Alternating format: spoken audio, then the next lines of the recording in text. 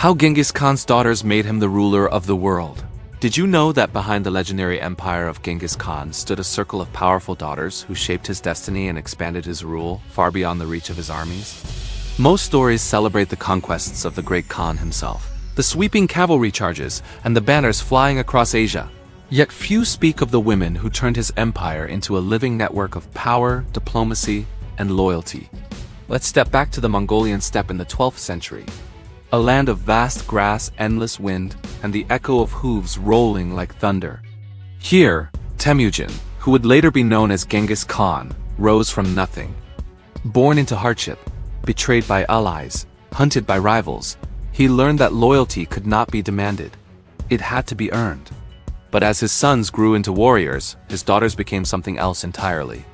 They became the secret architects of his empire. When Genghis Khan united the Mongol tribes, he saw something that few rulers of his time understood. Power was not only held through war, it was also held through marriage. But unlike many rulers who treated their daughters as pawns in royal games, Genghis Khan trained his daughters to rule the lands they married into. He gave them soldiers, resources, and full command. Each one became a queen in her own right, ruling border kingdoms that acted as shields around the Mongol heartland. One of his most remarkable daughters was Alakai Beki. She was sent west to govern the Ongad tribe. Yet she was no figurehead. Alakai ruled as a Khatan, a female leader with full political power. When her husband died, she did not fade from the scene. She held the reins of power firmly, keeping her territory loyal to the empire. Her people prospered, and her court became a center of Mongol influence in the west. Genghis trusted her completely, and through her, he secured the western flank of his growing domain. Then there was Al-Altan, who married into the Anjarat tribe. She too became a bridge of loyalty between her father and her husband's clan. Through her, the Mongols gained valuable allies who supplied horses, warriors, and intelligence. Each marriage was a strategic alliance carefully arranged, but each daughter was empowered to hold her own. They were not just wives. They were sovereign rulers managing trade, diplomacy, and even warfare when needed. Let's float over to another royal frontier where Genghis placed Chekaigan, another of his daughters. Her husband's tribe lay in the east, close to rival lands that threatened Mongol expansion. But once she became queen, the threats soon softened. Through negotiation, gifts, and her command of local politics, she turned an uncertain region into a stable outpost of the empire. While her brothers marched on distant campaigns, she ensured that the empire's borders never cracked from within. What made these women so powerful was not only their father's name, it was the freedom he granted them. Genghis Khan respected ability above all. Whether man or woman, those who proved loyal and capable were rewarded. His daughters managed trade routes, collected tribute, and even oversaw troops. They were educated in Mongol law, diplomacy, and the art of persuasion. When Genghis rode out to war, he knew his rear was safe because his daughters guarded it. But not everyone in the empire viewed this rise of female authority with comfort. Many of his generals came from traditions that saw women as ornaments of the court, not rulers of nations.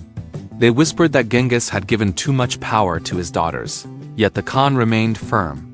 He understood that empire required balance. His sons could conquer, but his daughters could govern. And governance was what kept conquest alive. Let's drift into a moment that shows how deeply he trusted them. When Genghis Khan campaigned in Central Asia, he left several territories under the direct command of his daughters. They handled taxation, managed supplies for the army, and made sure that the Mongol network of alliances remained unbroken.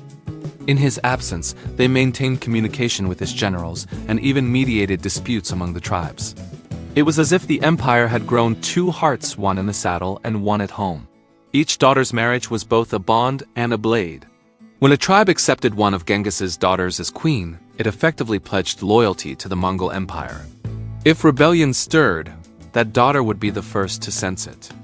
Her father's army would then move swiftly, guided by her insight. It was an elegant system of control disguised as family connection. Alakai Beki once faced a rebellion within her territory. Rather than flee, she took command of her troops and led them herself. The rebels were crushed, and her authority only grew stronger.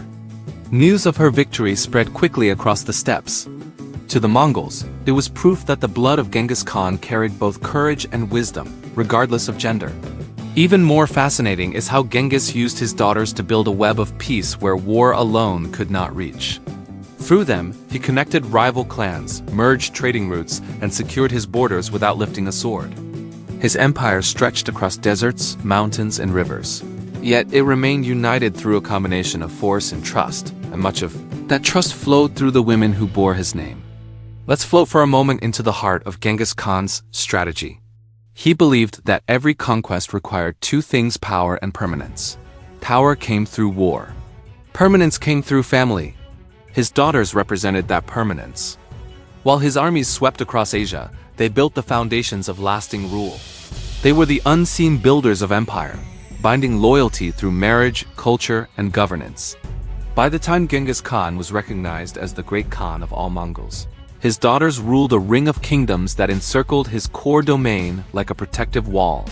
From the Yellow River to the Caspian steppe, each of them stood as a gatekeeper. No foreign army could reach him without crossing the lands ruled by his own blood.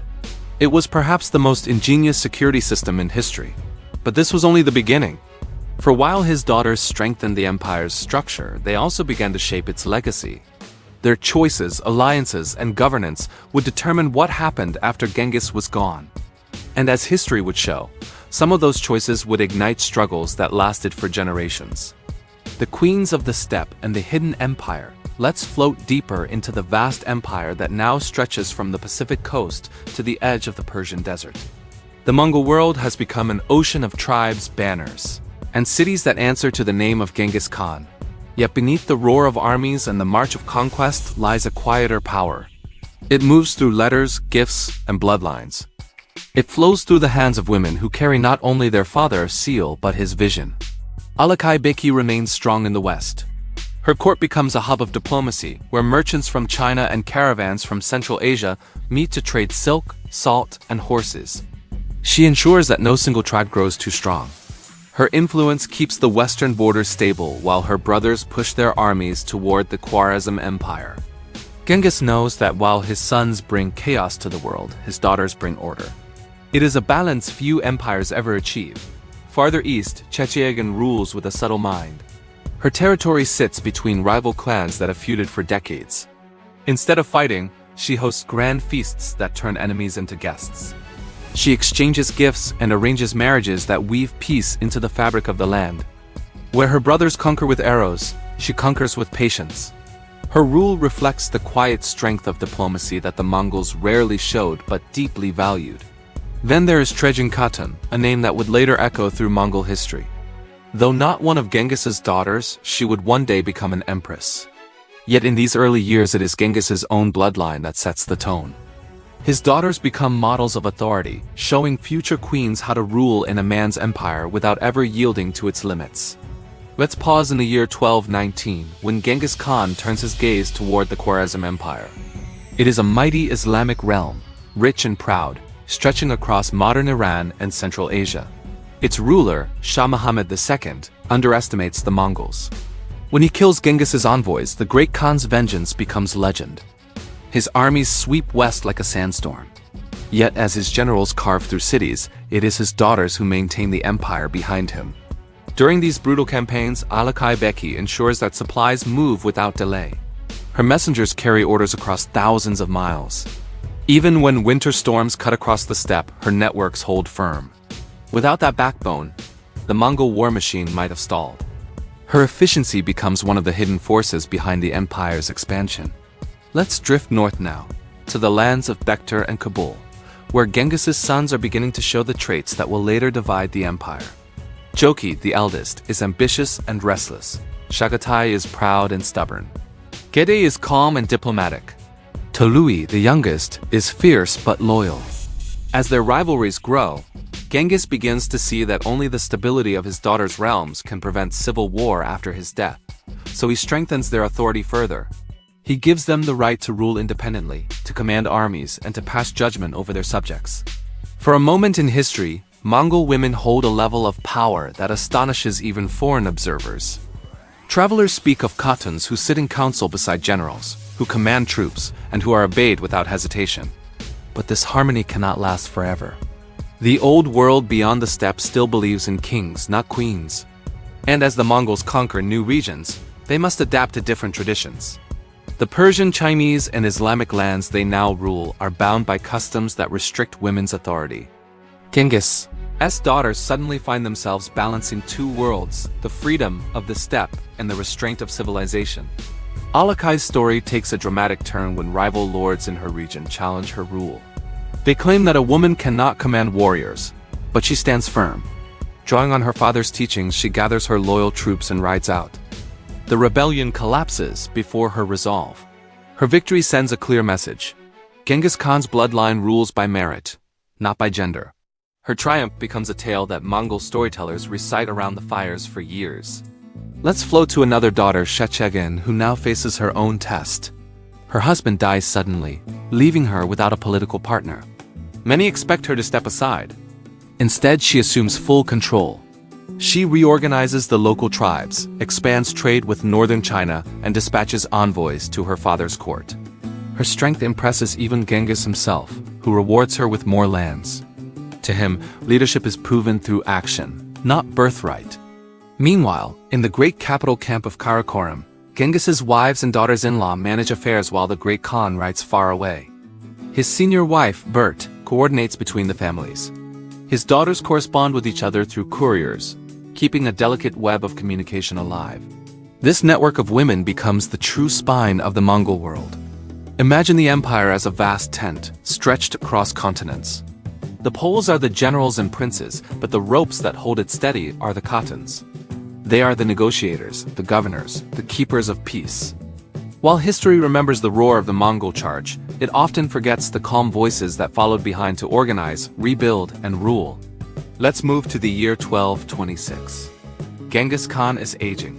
His health is not what it once was. He begins to think about succession, and he knows that the empire could fracture if left unchecked. So he calls his sons and daughters to a great council. There, he outlines the future of his realm. He divides his territories among his sons but ensures that his daughters retain their domains and influence. He believes they will keep his sons in check. At the council, he speaks of unity, of loyalty, and of the eternal blue sky that watches over all Mongols. His daughters sit beside him, symbols of the empire's foundation. They have become queens not just of land but of legacy. To many in attendance, it is clear that Genghis sees them as the quiet guardians of his dream. But shadows are already forming. Some of his generals and sons resent the growing influence of women in the empire. They whisper that after Genghis's death, things must return to the old ways. The seeds of future conflict are being planted even as the great Khan speaks of unity. Let's drift gently toward the horizon of his life. The Mongol Empire has reached heights no one could have imagined.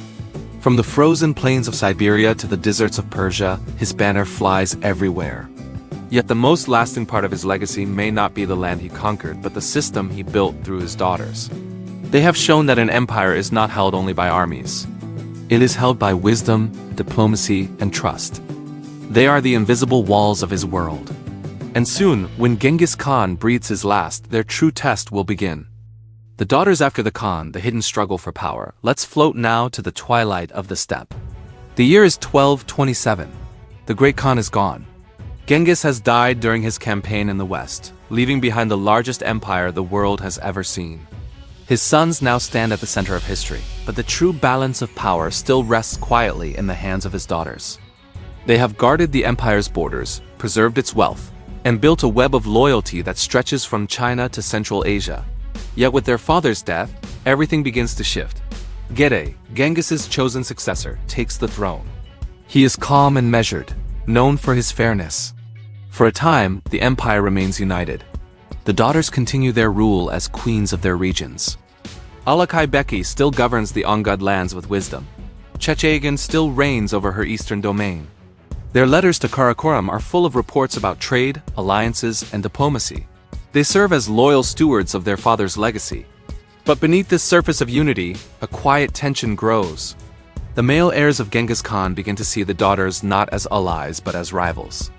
They hold land, power, and armies. Their husbands, often foreign princes, command loyalty that sometimes runs deeper than family blood. In the eyes of Genghis's sons, this becomes dangerous. The empire is now too vast, and every patch of power matters. Let's drift westward, where Alakai Beki faces her greatest test yet. After Gedei's coronation, rival Mongol nobles attempt to seize her lands. They claim she holds too much independence.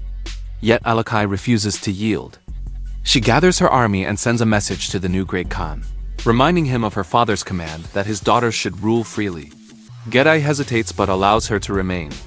It is a temporary victory, but it reveals a painful truth. The protection once granted by Genghis's presence is fading.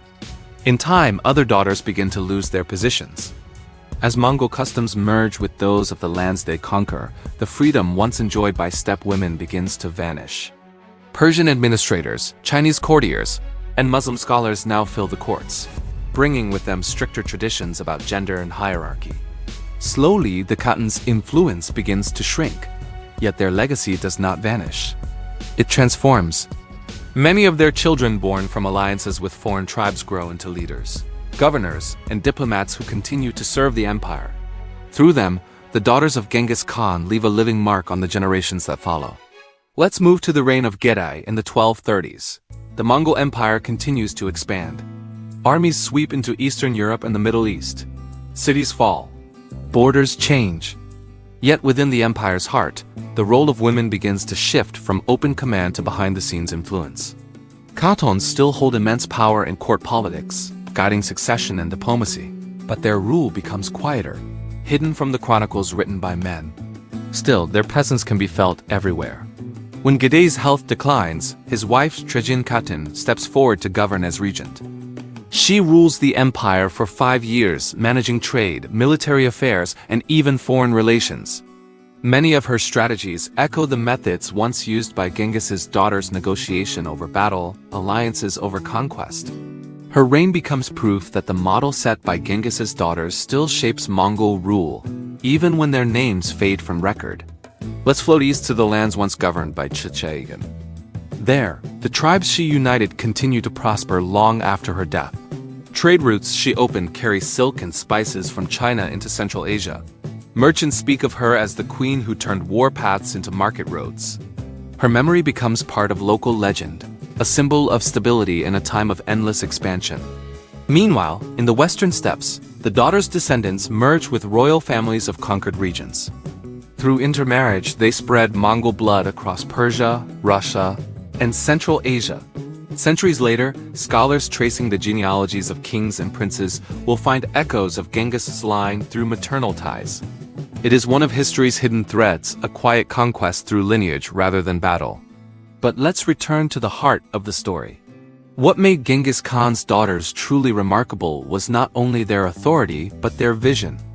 They understood empire as something larger than land. To them, it was a living structure held together by trust, alliance, and shared purpose.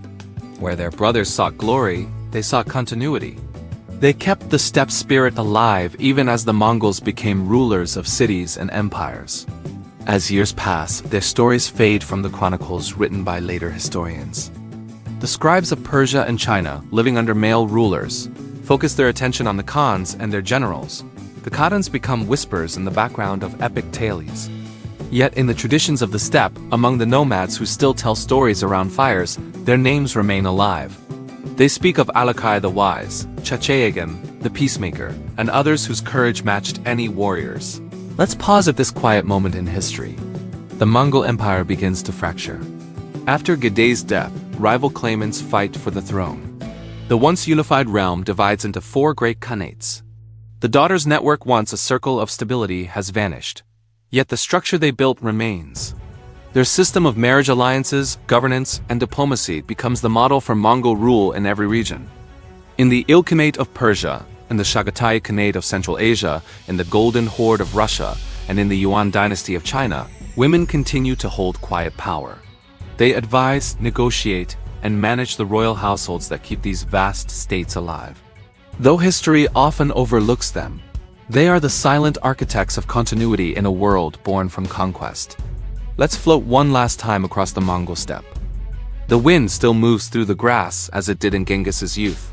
Somewhere beyond the horizon lies the memory of those who built an empire not through bloodshed, but through wisdom. The daughters of Genghis Khan changed the course of history. They proved that leadership was not bound by sword or gender, but by vision. Their story reminds us that every great empire needs both strength and structure.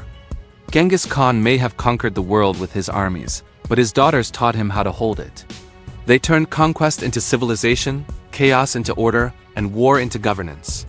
So when we speak of the Mongol Empire and its rise from the steppes, we must remember the unseen half of that story: the queens who ruled the borders, the khatans who governed the heartland, and the daughters who made their father not only the ruler of men but the ruler of the world itself.